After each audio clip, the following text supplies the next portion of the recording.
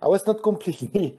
I'm not gonna follow exactly what was planned because I must confess that this week I had a terrible week, not very good week, but I was traveling a lot because in Europe now we can travel. So I was able to visit one of my best colleague in France and work with him. And so I didn't have really the time to do a presentation on what I would really love to do. But hopefully Arthur was able to do the right job, which was presenting Gmesh, which is our open source software. So I'm going to start to talk a little bit about open source and my experience on open source. So if you look here, if you go to that website, you will discover our mesh generator, which is called Gmesh. So Gmesh first, it's the worst acronym ever because it's not an acronym. It doesn't mean anything. So Gmesh is an open source mesh generator that actually is developed for now more than 20 years, 25 years, by the two same persons, myself and Christophe Guezen, who is a full professor at Université de Liège. And so we did that job at the beginning like it was a hobby. We were doing finite element simulations. We wanted to have our own pre and post processor, which means we wanted to be able to generate the meshes and see the solutions and have a lot of flexibility for that. So we wrote a little bit piece of code during our PhD. And then after years and years, we finally found that it was a good idea to release that thing as an open source. And of course, it's very attractive when you have a piece of code to make it open source. But the thing is that it was very unique. So our stuff is pretty unique because it's pretty much the only mesh generator which is complete, which goes from CAD, CAD system, CAD models, from a model you can draw on your perfect CAD system, Parasolid or whatever, or SolidWorks, CATIA, and then you can take that file, load it into Gmesh, and then generate a 3D mesh of arbitrary, let's say, complex geometries. So it took us 20 years to make it work. So mesh generation software and algorithms are very, very sensitive pieces of code, very unstable pieces of code. And I can give you a little story about that. I mean, 10 years ago, we just figured out that the algorithms are so sensitive to initial conditions. And if you do a little bit of mathematics, you know what I mean. If you just perturb a little bit the initial condition of your mesh generator, for example, changing the compiler changes the mesh. You can believe me, the change in the compiler is able to change the result of your mesh. So today we are a little bit more robust after 10 years of, but yet these are very nasty pieces of code, and this is maybe why we are one of the only ones that develop open source meshing codes, and we are certainly the only one that provides an open source mesh generator that is also has also a graphical user interface and an API. So today you can use an API to generate the mesh, get the information from the mesh, and write your own finite element software. But today, I'm not going to talk about all that. Arthur Bauer is going to talk about the capabilities of Gmesh, how to use it, how you can generate a mesh, how you can just download it, and what are the quirks and features of Gmesh. Today, I'm going to talk about a thing which is central in mesh generation. Is called triangulations. So, of course, triangulation is a generic term for simplices. Okay, simplices. And there is no word like simplexation. I don't think it exists. So triangulation is a generic word to generate triangles in 2D, tetrahedra in 3D, and maybe higher dimensional triangles in any dimensions. So, of course, we are engineers, so we are essentially deal with 2 and 3 dimensional problems.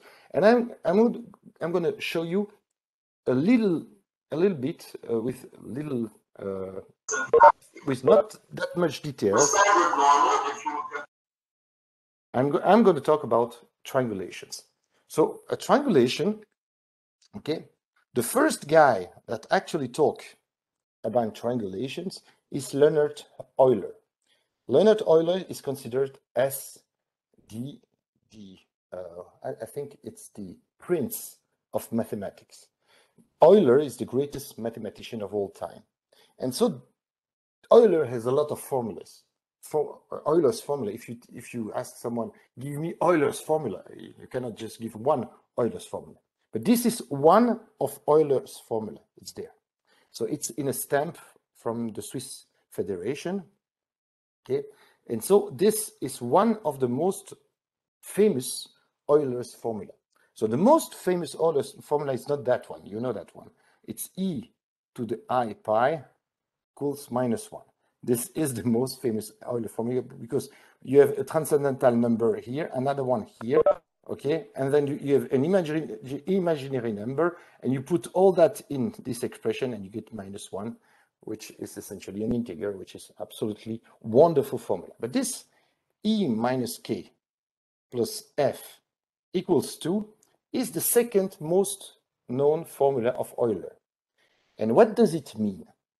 It means that if you have a polyhedra, like a cube, okay, that is isomorphic to a sphere, okay? A cube, you could deform a cube and make it a sphere, okay? This is a deformation of a sphere. And you can count stuff on that shape. E is the number of vertices of the shape. In the case of a cube, you have 8 vertices. K is the number of edges, one-dimensional objects of that. You've got 12 edges in a cube. And you get 6 faces in a cube.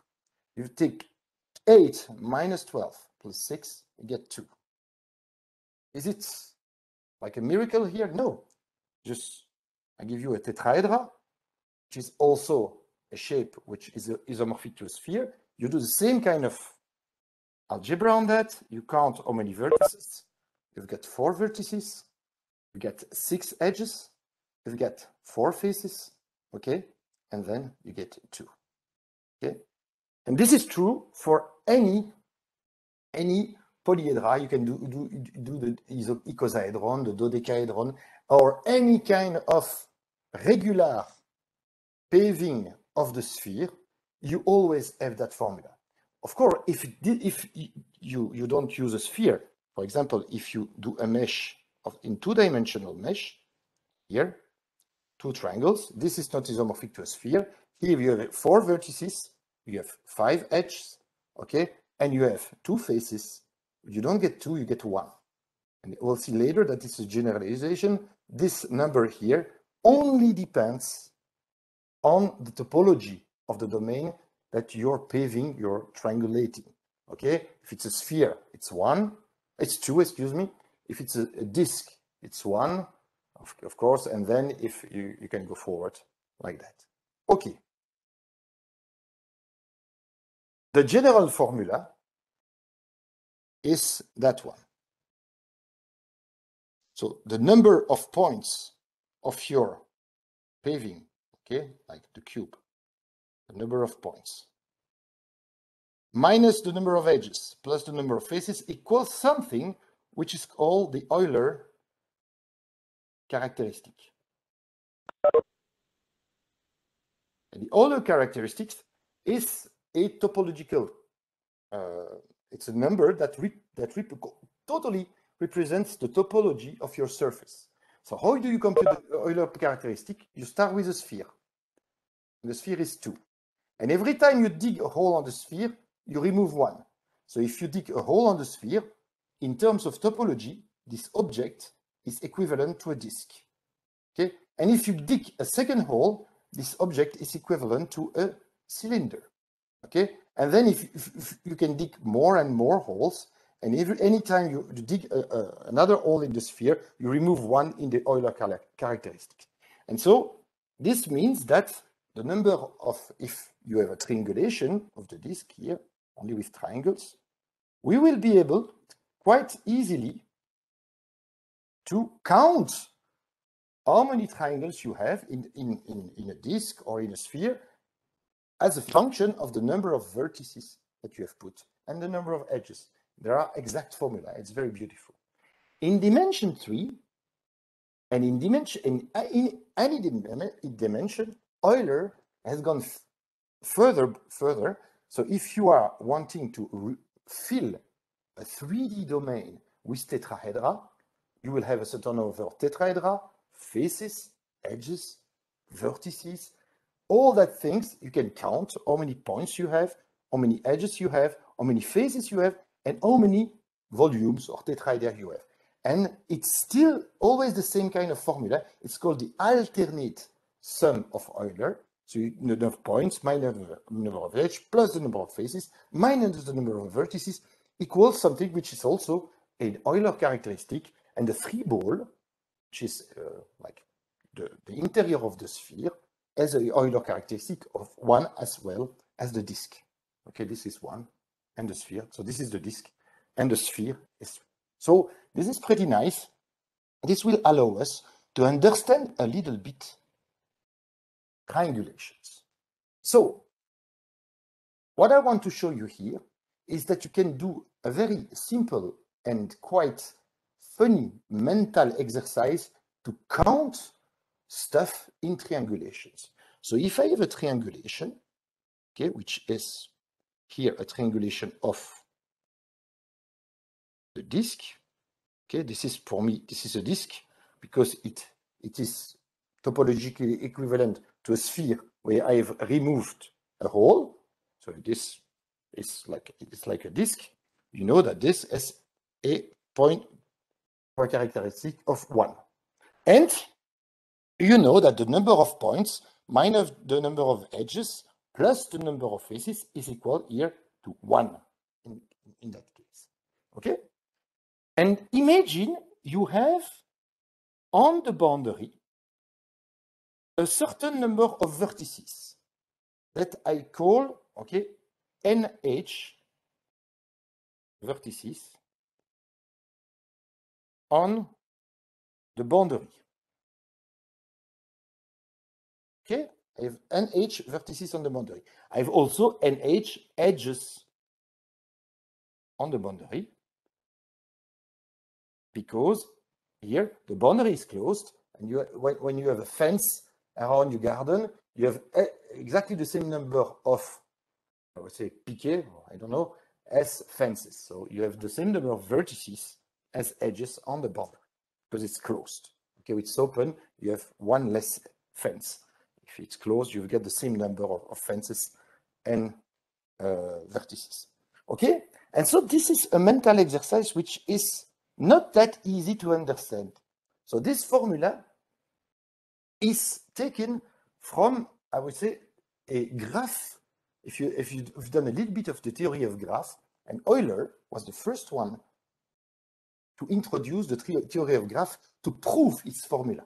So the first time that anybody talked about graphs is Euler, and that was the first proof of this famous formula. It uses basic arguments based on theory of graph and their dual. And so what is said here? He said in a triangulation like that, each triangle has exactly 3 edges, okay?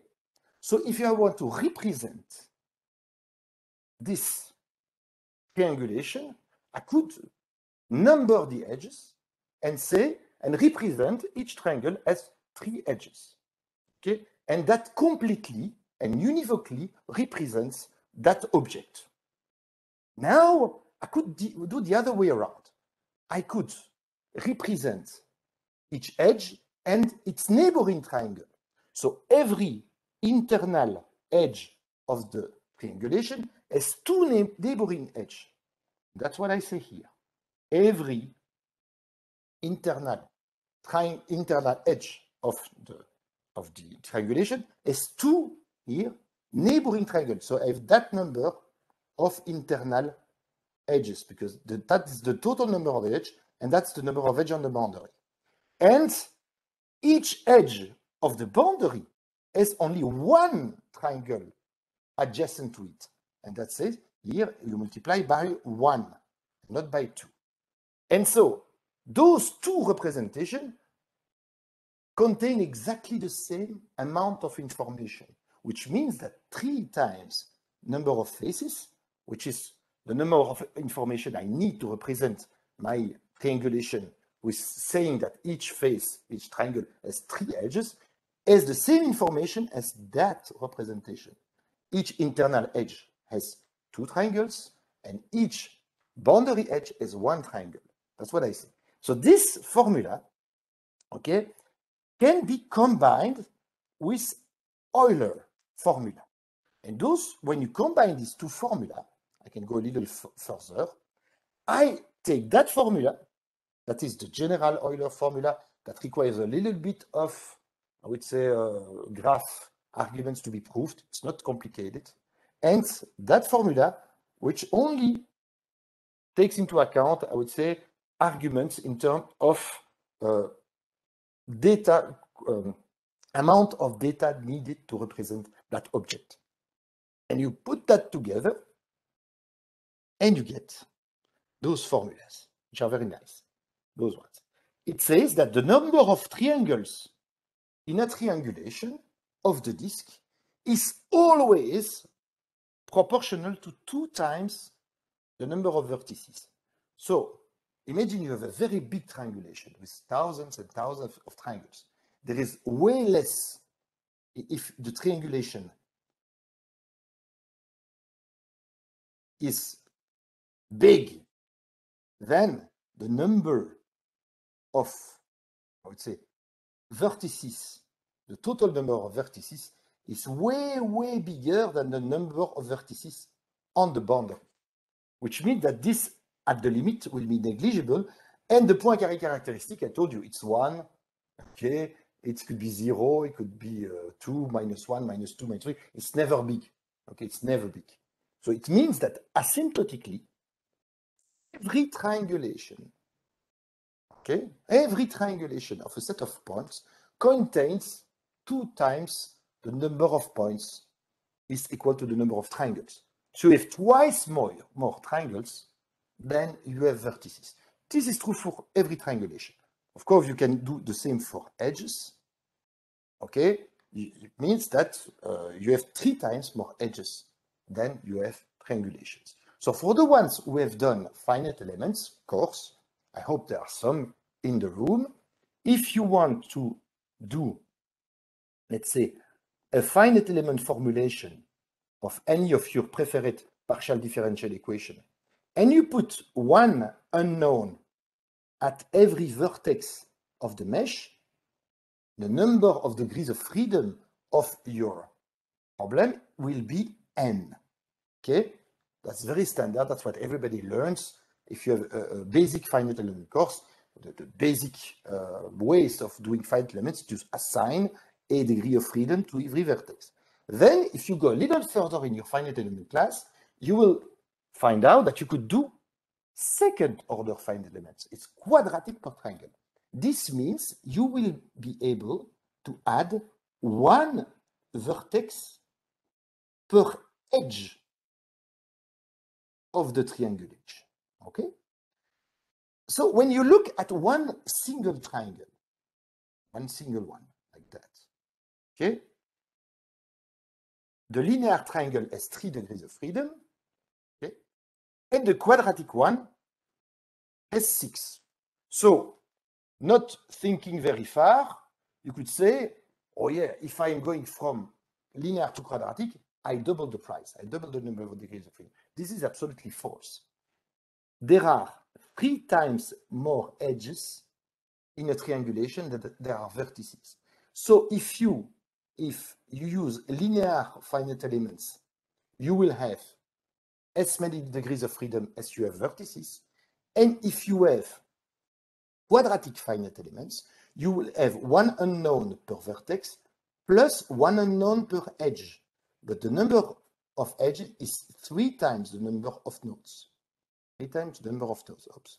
3 times the number of toes, which means that when you go from linear to quadratic, you multiply the number of degrees of freedom by 4. And then after, in this lesson, I will show you what this means in 3D and show you it's even worse. So when you go from, let's say, linear to quadratic, you don't double the number of degrees of freedom, you multiply it by 4.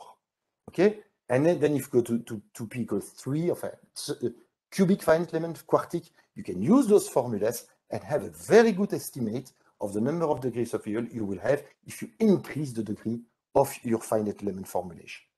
Okay, so what is also interesting is to look at higher, I would say, adjacencies from vertices to triangles. Okay, you know, one triangle has always 3 vertices, and we will assume, but we don't know what this number is, that every vertex has a certain number of triangles around it. I will ask the question: is this number can be arbitrary, or is there some kind of internal rule in a triangulation telling you how many triangles you have around a vertex? So I do exactly the same thing as before. I have as many NVF, the number of vertices, okay, a number of triangles around the vertex equals 3 times the number of faces, because I have always 3 times the number of faces. Excuse me, I have always 3 vertices per face. And so you see, after computation, that if you use Euler formula, okay, that the number of vertices number of triangles around the vertices is asymptotically equals to 6 in average. I would say not everywhere, but in average. You always have 6 triangles in average. This, I would say, it's kind of a philosophical formula, or moral formula. It tells you that it's possible in a triangulation, if you make it as very uniform, it's quite possible to generate triangulation with 6 vertices and 6 triangles around each vertex. So it's possible to think about triangulations which will consist in equilateral triangles. Because of course, if you have 6 triangles around the vertex, if you divide 360 degrees by 6, you get 60 degrees, and you get beautiful triangles. That's very nice. That's a very nice formula. And which is interesting is you can compute this average, okay?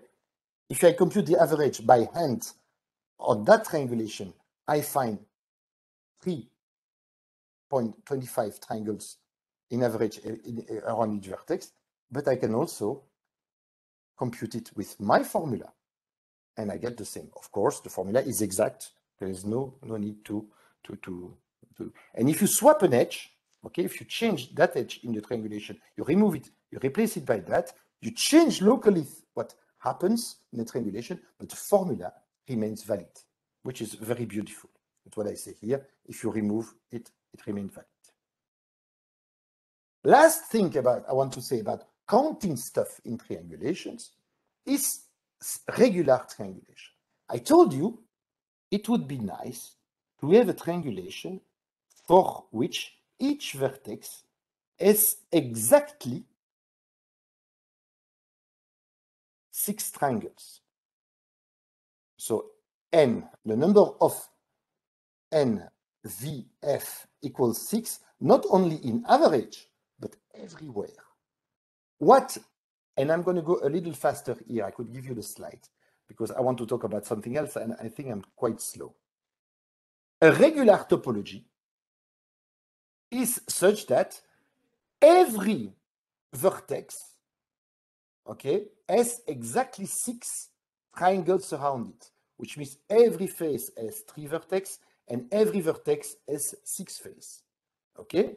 And if you use Euler formula, you will just find out that the only way you could reach a perfect triangulation is when t equals 0. So it's on a sphere. It's impossible. So it means that it is impossible. You can try, but it's impossible to generate a triangular mesh on the surface of a sphere for which every vertex has exactly 6 triangles around it. It's simply impossible. It's impossible for the sphere, okay, which is k equals 2, impossible. Okay, for the disk, k equals 1, impossible. But for the torus or the annulus, it's possible. It's possible, okay? So it's a torus. I should just draw a torus. Equals 0. It's a torus. It's possible. So it's possible in a torus to generate a triangulation for which each triangle, each vertex has exactly 6 triangles around it. Of course, here, if you're on a torus, it has a curvature, so the sum of angles, okay, it will not be 360 degrees. It's only true on the you know that. If you count, if you have a triangulation, you count the sum of angles of all triangles that are on the vertex. If it's lower than 360 degrees, you've got a positive Gaussian curvature, and if it's higher, you've got a negative Gaussian curvature. Here, it's a positive Gaussian curvature everywhere. It's negative when you have a saddle point. So this, okay, I show stuff here. It's not very interesting here. I don't want to talk about that here. Okay, it's just some examples. Okay. So what I want to just point out is that you can also count in a triangulation. If you count for each vertex the number of triangles around it, if it's not 6, okay, for example, if it's 5, okay, you have a defect of 1. If it's 7, you have an excess of 1. Okay? And if you count those excesses over the triangulation and you sum all these excesses, okay, and you divide them by 6 and you put a minus sign, you get the Poincaré characteristic. So only looking at the triangulation and counting how many triangles you have around each vertex, you can be sure of the surface you're with. So if you have a triangulation, you don't have coordinates, you only have triangles and vertices, and you count around each vertex how many triangles you have. And if you do that little computation, which means you count how many vertices have an excess of triangle and with respect to 6, and how many vertices have a defect of triangle with respect to 6, you sum them, you get the point characteristic. You know if the triangulation is the triangulation of a sphere, of a torus, or of a disk. So it's pretty neat to count stuff in triangulation. Okay? So that's what I wanted to say here about triangulations. Triangulations in GMesh, we've been writing those algorithms for now more than 20 years. So triangulations, algorithm to triangulate, and I'll show you how it works. A planar surface. So if I give you a planar surface like that, with some holes here, okay, like that, okay, I want to triangulate that part of the domain, okay, excluding the holes. In 1972, people found out how to do that. So it's a very old science. People found out how to do that in a robust fashion and in a fast, using a fast algorithm. An algorithm that is essentially in n log n. If you have n points to insert, okay, the time for generating the triangulation is n log n. As if anybody is doing computer science in the room, everybody knows that n log n, in reality, it's n. because log n grows so slow, okay, with respect to n, that an n log n algorithm is essentially a linear algorithm, which means it's great. You could generate millions and even billions of triangles in a reasonable time. And to be honest, mesh generation routines or algorithms are limited by memory, are memory bound. They are limited by the amount of memory you have on your computer, certainly not by time. And I'll show you, we did a world record 2 years ago. We were able to generate, we have in Gmesh the fastest mesh generation method in 3D ever. So can we do the same in 3D? Can we do the same in 3D? Okay. Is it possible in 3D to do the same exact formula? Saying, for example, if I have n vertices in a tetrahedrization, how many tetrahedra do I have? I'll show you this is way more complicated in 3D. And this is our fate when we do mesh generation. 2D is 1972, but the equivalent in 3D, I would say the first algorithm is 1990 in 3D, okay, to do that. And still, in 2021, we are still struggling to make that robust. And so this, doing a 2D algorithm is at, we'd say, at the level of a master student in a good university like École Polytechnique de Montréal. So if you are doing a master, you're a master student, you have a, I would say, computer science project, your professor can ask you, generate, create an algorithm in Python that is able to fill any planar surface of any Poincaré characteristic. I mean, with as many holes as you want. This is really feasible by a master student in a semester on a course.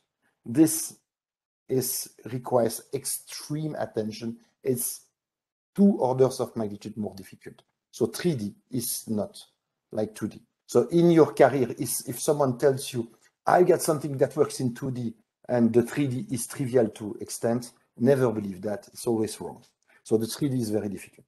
And one of the examples here, and I'll show you, I would say, some facts saying you that it's not true. So you have that, it's true. And of course, every tetrahedra has 4 faces.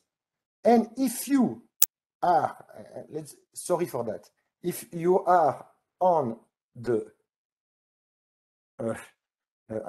should I do that? On the 3 sphere, not on the 2 sphere, which is the sphere in dimension 3, but the 3 sphere is in dimension 4 is a sphere, which means that every tetrahedra, okay, has 4 faces, but every face has 2 tetrahedra. It means that it's a domain filled with tetrahedra, but with no boundaries. And that's called the 3 sphere. And that's true, but we don't care. I don't want to deal, you know what I do that for trying to have something as simple as for tetrahedra, as for triangles. When you put that together, you see we don't have enough information. Okay? So what could I say? I will add an argument here, which is a geometrical argument. I'm going to say a regular tetrahedron is the equivalent of the equilateral triangle. It's a tetrahedron that actually has its 4 faces equilateral triangle. Okay, this is a beautiful tetrahedron. It's a regular tetrahedron. But the question you could ask yourself is this regular tetrahedron space filling? So a triangle, imagine you have an infinite plane, and you want to fill an infinite plane with equilateral triangle. You know it works. It will generate a kind of honeycomb structure. Okay, you put 1 equilateral triangle, you put 6 around a vertex, you get 360 degrees, and you get a honeycomb, and you put all honeycombs, you can fill the whole space with equilateral triangles. Can you do that with an equilateral tetrahedron? The fact is that the dihedral angle, okay, if you have a tetrahedron, you can measure a dihedral angle. It's the angle, for example, between that face here and the face behind, the adjacent here, on that edge, okay? the diagonal angle of an equilateral triangle, that's a nice trigonometric exercise that you can do at home, is 70.32 degrees. Okay, it's our cosinus of 1/3. So if it was 72, that would be great, because we could put 6 tetrahedra. But here we could put a little more than 5 regular tetrahedra. Okay, because 5 multiplied by 70 is 360, which means that around an edge, if you put 5 regular tetrahedra, you are at 350 degrees, and there's only one left of 10 degrees. So it's strange, but the regular tetrahedra doesn't fill the space. There are polyhedra that fill the space, the cube, for example, the icosahedron, but not the tetrahedron. It doesn't fill the space, not space filling, which means you can never generate beautiful tetrahedral mesh in the same sense as triangular mesh. I told you in triangular mesh, you can easily generate very beautiful triangular meshes with triangles that are equilateral almost everywhere. In 3D, it's not true, because the perfect object doesn't fill the space. Okay? And so my argument is that mesh generator will at least try their best to make tetrahedra as beautiful as possible. And so this is the argument. You've got 6, okay, you've got 6 edges for each tetrahedron, and for each edge, you've got 360 degrees divided by 70, which is the perfect diedral angle of the equilateral, the regular tetrahedron. So it's an argument, you could say it's completely wrong, but it actually works. Okay, it's an argument that is actually pretty correct in reality. And so what this means, if you count that, is that you have the number of tetrahedron is 6/7 of the number of edges in a 3D mesh. 6/7 is not 1, but it's not that. So if you have, let's say, we have a little more, okay, edges than tetrahedra in a tetrahedral mesh. A little more edge, not that much, okay?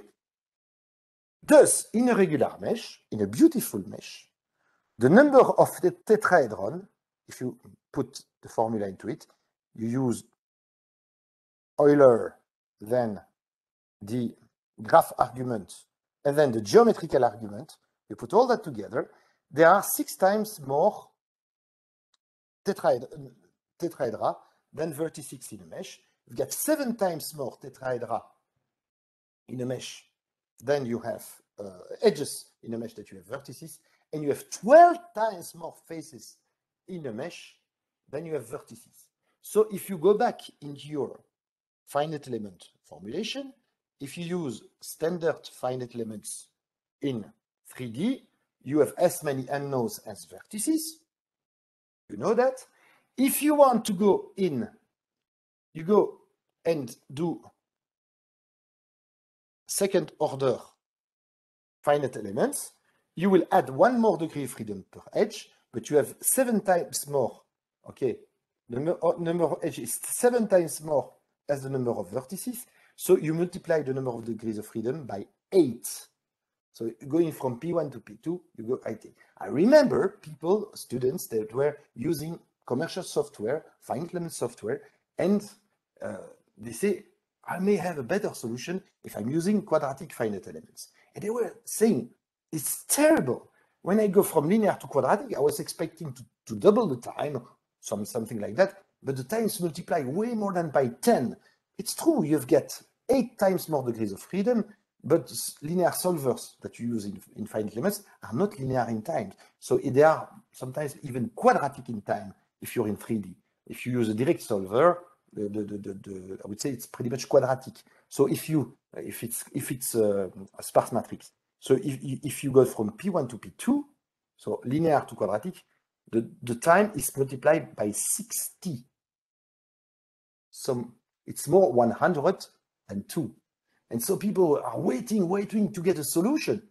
You say, why? Why? It's terrible. No, because there are so many edges in a mesh and so few nodes. Then when you just add a degree of freedom per edge, you blow up the number of degrees of freedom. And one thing you should never do in a 3D mesh is to generate, it's to add degrees of freedom on the faces, because there are 12 times more faces than vertices, which is terrible. So I'm talking a lot, I see that. I'm going to try to finish what I wanted to say in 15 minutes. So now I talked about triangulations. So now, you know, we can count stuff on triangulation, but can we generate triangulation?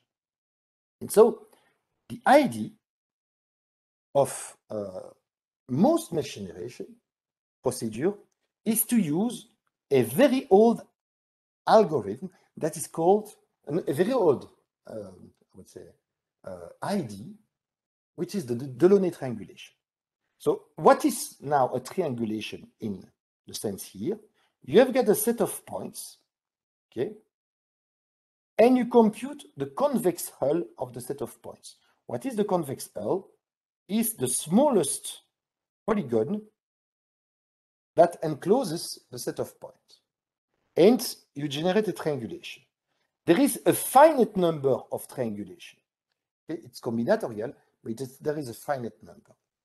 And the Delaunay triangulation is one of these finite but combinatorial number of triangulation that has unique properties. The Delaunay triangulation is such that if you draw the circumcircle of any triangle of the Delaunay triangulation, it's empty. It doesn't contain any point. The circumcircle is it's an open set. It doesn't contain this border. So this circle is here. It doesn't contain this border, so it doesn't contain the 3 points. So it's empty. Okay. And if points of your triangulation are in general position, which means that you never have 4 points aligned, 3 points aligned, and 4 points co-circular, this object is unique. Okay, that's great. And it's possible to generate it. It's possible to generate this triangulation. In dimension 2, because of the simplest combinatorial of a 2D triangulation, as I told you, it's possible to show that every triangulation of the same set of points form a group of equivalents, which means that every triangulation has the same number of vertices, edges, and triangles. And you can find a path between one and the other using simple operations. So all the triangulations of the same set of points are equivalent in 2D. And the Delaunay triangulation is the best in a certain sense. If you look at every triangle of your triangulation and you get a look at internal angles, and you take, okay, the smallest angle of every triangle, okay, the smallest angle of every triangle. You take all possible triangulation. The Delaunay triangulation is the one that has the largest, smallest angle. So among all triangulation, okay, it's the one that you take the smallest angle of all triangles, okay? The Delaunay triangulation has the best, the largest one, okay? So this means if you have done a little bit of theory of finite elements and you know a little bit about the property of interpolations, you interpolate fields with finite elements in a better way if you can control angles. It's not easy at all, but at least having beautiful triangles that look more or less as equilateral triangle is always a good thing. So in dimension 2, the Delaunay triangulation, if you generate the Delaunay triangulation of sets of points, you directly have beautiful triangles. And again, in dimension 3, all those properties are wrong except the circumcircle. So you can generate the Delaunay triangulation in arbitrary dimensions. Dimension 1, that's very interesting, 2, 3, 4, 5, 6. All those triangles verify the circle property. It's a sphere in 3D, it's a supersphere in hypersphere in 4D, etc. But the thing is that all the beautiful properties of the optimality are only true in 2D. They are not true in 3D. Okay, which means that you generate the Delaunay triangulation in 3D, your finite element solver will hate it. It will just reject it.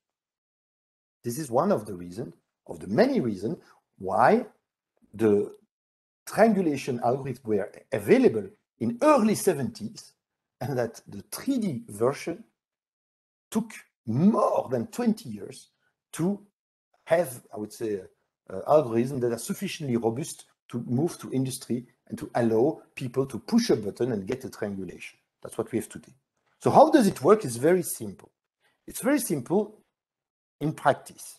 You've the good algorithm to generate the Delaunay triangulation is what's called the Boyer-Watson algorithm. It's the best one in 3D. That's funny because there is a better one in 2D. And if you go to higher dimensions, this is not a good idea to use that. So if you go to 6D, this is really a bad algorithm. But in 3D, it happens to be the best, which is good because 3D is our word. So the Delaunay triangulation is generated like that. Assume you have got a Delaunay triangulation here of n points. You want to add one more point here. What do? It's very simple. You look at all the triangles in the previous triangulation that violates the circle property, which is represented here as this cavity here, okay? And then when you have found that, you remove those triangles from the triangulation. So you will remove that triangle, and that triangle. And then afterwards, you will retriangulate the cavity in a very simple way, like that. And this can be proven to be the new Delaunay triangulation. It's amazingly simple, and it could be coded in a very efficient way. That's a little more complicated. So I don't have time to look at the theory about that. But what is important is that doing that, okay, you always get a valid triangulation. You will never have bad situations. That's what I wanted to say here. Okay. Further. So that's what you do. You want to triangulate the set of points which are here, those points. Okay, those points here. You start with two super triangles that you will remove the 4 points, you will remove them after, and you add iteratively every point, okay, and then afterwards you recover the boundary. It's very easy in 2D. So I will go very quickly because this goes way beyond a course. What is it possible, in fact, to have an algorithm that is in n log n to do that? So the algorithm does that. You have got a new point. You have to find all the triangles that actually have are violating the circle criterion. What you could do is iterate on all triangles, and you will get an n square algorithm, which is very bad. What you could do is walk in the triangulation. You have just at that point, you go from here and you visit the current triangulation. It's in 3D, right? And you find your new point and then get the cavity. That would generate n 2/3 algorithm because, excuse me, square root of n. So it's n 1 plus. Oh yes, it's 3/3. Excuse me. It's 1 plus 1/2 because you may cross the whole domain at each time you add a new point. You could do that, and that's bad. And so what we just discovered, and not only us, but is that if you have a set of points, like here, every little, you see here, every little red dot is a point. What you see here is called Hilbert sort. Hilbert sort means you could sort the points along a curve. And this curve is computed using what is called a space filling curve, which is called a Hilbert curve. And what I tell you here, which is not obvious, you can sort points in space, in 2D and 3D, in such a way that 2 points on the line that are consecutive on the line here are close together, which means that if you sort a point like that and you insert the point one by one in your algorithm, you will never search very far. And so the number of steps you walk will always be small. During that, so this is the theory. I don't have time here to talk about that. We were able to have the fastest mesh generator ever, which is ngMesh. Okay, this is ours. Okay, this is here. So we can generate a mesh in 3D of 1,000,000 points in 2 seconds. And this is done on a medium-sized computer, on one core of your laptop. So if I tell you, if it's 1,000,000 points, it means 6 million tetrahedra. So if you have 6 million tetrahedra, you want to solve even a very simple problem like Laplace problem, it takes you way more than a second to solve it on the same computer. So the mesh generation time becomes today something which is negligible, at least for doing a first mesh like that. Okay? And so after that, what we thought about, and it's in ngMesh, is could we make it parallel? Could we use, you have in any computer, you get at least 4 cores today, more, most of the time 6, sometimes 12, and in the future, we expect to have a computer with 16 core on a standard laptop.